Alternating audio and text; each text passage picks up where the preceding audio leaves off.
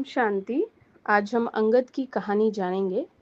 यह लिया गया है किकिंधा कांड रामायण से। अंगद बाली का पुत्र था। वह बहुत समझदार, धार्मिक और शक्तिशाली व्यक्ति था।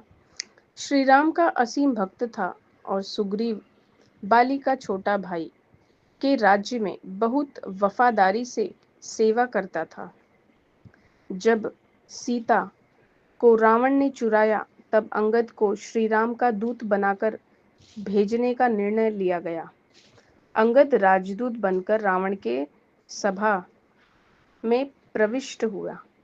अंगद ने बहुत ही नम्रता से रावण को समझाया कि उसने सीता का अपहरण करके बहुत बड़ा पाप किया है, इसलिए वो अपना अपराध स्वीकार कर सीता जी को छोड़ श्री राम की शरण में आ जाए।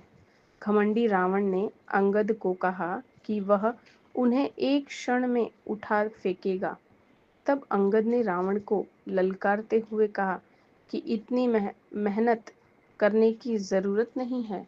अगर वह अपनी शक्ति दिखाना चाहता है तो उनका एक पैर ही हिलाकर दिखाए।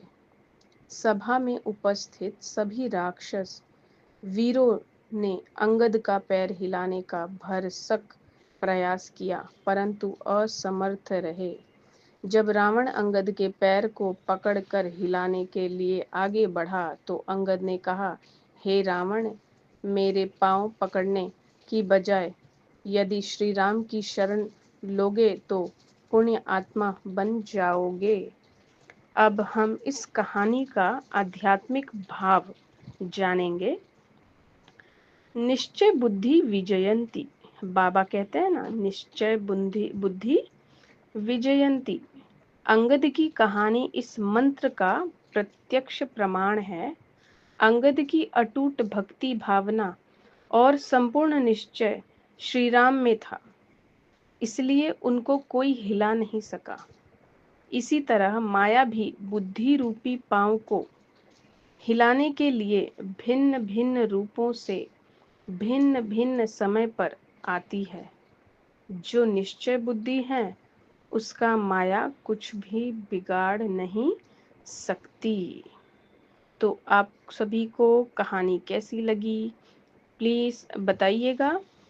कमेंट बॉक्स में लिखिएगा कि आपने इस कहानी से क्या समझा। आगे हम और ऐसी ही कहानियाँ लाएंगे, एक से एक कहानी जो मुरली में बाबा कहते हैं उसी के आधार पर ये सारी कहानियाँ हैं। हम इनसे सीख लेंगे, प्रेरणा लेंगे। बहुत ही सुंदर कहानियाँ हैं। हम डेली एक कहानी आप सभी को सुनाया करेंगे। तो आप सभी अपना रिस्पॉन्स दीजिए, कमेंट बॉक्स में लिखिए कि आप सभी को ये कहानी कैसी लगी और आगे भी आप ऐसी कहानियाँ सुनना चाहते हैं तो ज़रूर कमेंट बॉक्स में लिखिए।